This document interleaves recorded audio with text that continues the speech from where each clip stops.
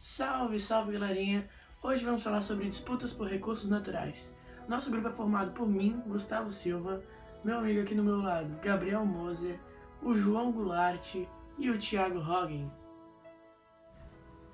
Embora exista uma noção geral e difundida no senso comum sobre o que seriam os recursos naturais, não é fácil encontrar uma definição generalista, sintética e delimitada em termos técnicos deste conceito. Após consulta a periódicos especializados e a documentos oficiais de organizações como o Programa das Nações Unidas para o Meio Ambiente, nota-se que as referências a recursos naturais, em geral, vêm associadas como algum de seus aspectos mais específicos: uso econômico, preservação e sua relação com a ocorrência de conflitos internacionais, entre outros. Para além disso, quando se fazem referências a algum desses recursos, em particular como petróleo, água, alimentos, minérios, definições e abordagens específicas abundam. O IBAMA era uma das poucas lembranças do Estado brasileiro que chegava à região. O destacamento pertencia à superintendência do órgão no Acre. No entanto, a Operação Ojuara da Polícia Federal e da Força Tarefa Amazônia do Ministério Público Federal, deflagrada em maio deste ano, constatou irregularidades na atuação do órgão. As denúncias de corrupção, constituição de milícia privada, divulgação de informações sigilosas, lavagem de dinheiro e associação criminosa envolvem 22 acusados. Entre eles, o ex-superintendente do IBAMA no Acre, Carlos Francisco Augusto Gadella, preso por facilitar crimes ambientais justamente no sul do Amazonas, entre os municípios de Boca do Acre e Lábrea. Desde a operação, a chefia do órgão ambiental no Acre está vaga, assim como a do Amazonas, segundo informações do site do IBAMA. Esta falta de comando na fiscalização ambiental se manifesta na redução significativa das multas emitidas na região. De janeiro a agosto de 2018, o IBAMA do Amazonas havia emitido 642 autos de infração relativos a crimes contra a flora, caso de desmatamento ilegal e queimadas. Neste ano, no mesmo período, foram 388, ou seja, uma queda de 60,4%. Em Lábrea não é diferente, o número de infrações atuadas diminui quase 60% entre 2018 e 2019. As águas dos rios Tigre e Eufrates abastecem as históricas regiões da antiga Mesopotâmia, que atualmente abrange territórios da Síria e do Iraque. No entanto, as nascentes são controladas pela Turquia, que vem realizando uma série de obras hidrelétricas na bacia desses rios. Uma das barragens em construção do rio Tigre é a ISO.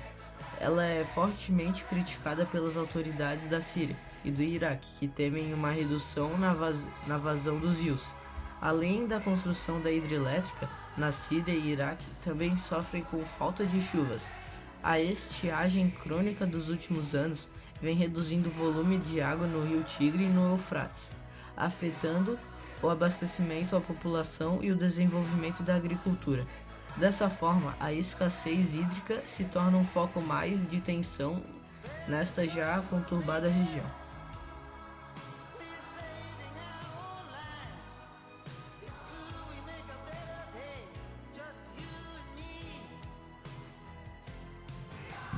Em 2001, depois do atentado às Torres Gêmeas, os Estados Unidos declarou aberta guerra contra o terror.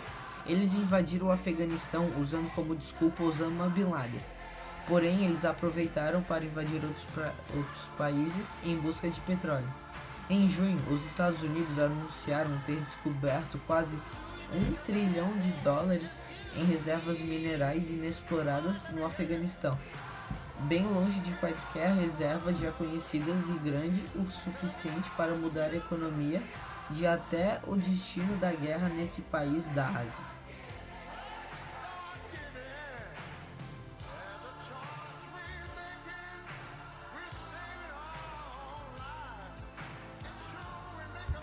O Estado Islâmico está em um conflito atualmente contra a Síria e o Iraque por conta de petróleo.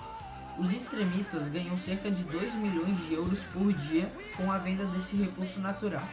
O Estado Islâmico controla quase todas as regiões que produzem petróleo, na Síria e no norte do Iraque. O recurso é vendido a diversos países, até mesmo o governo sírio. Outro exemplo é a Turquia, que também é cliente dos extremistas.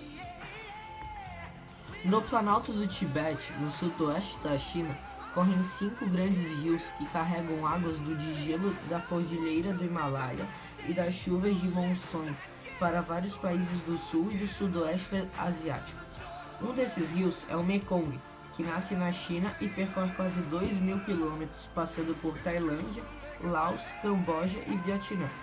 Esses 4 países dependem das águas do Mekong, mas o abastecimento está sendo comprometido devido à construção de usinas hidrelétricas pela China.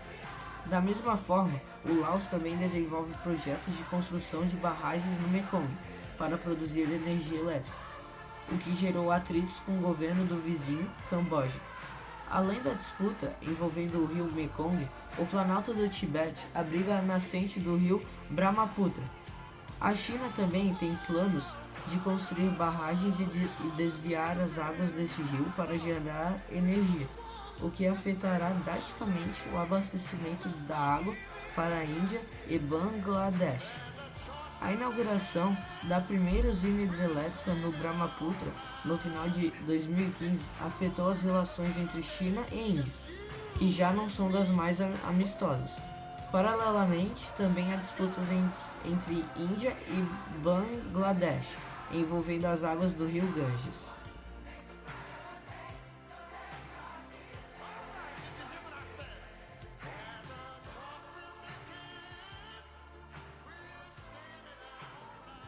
O Oriente Médio é um dos locais onde mais acontecem e pode acontecer disputa pelas águas.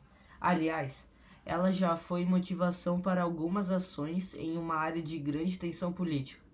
Em 1967, durante a Guerra dos 6 Dias, Israel invadiu as colinas de Golã, na Síria, tanto pela sua posição estratégica quanto pelo fato de essa localidade abrigar as nascentes do Rio Jordão, necessárias tanto para os israelenses quanto para a Jordânia. 10, 10, 10, 10, 10, 10, 10, 10, 10, 10, 10, 10, 10, 10, 10, 10, 10, 10, 10, 10, pode ser um 9,5.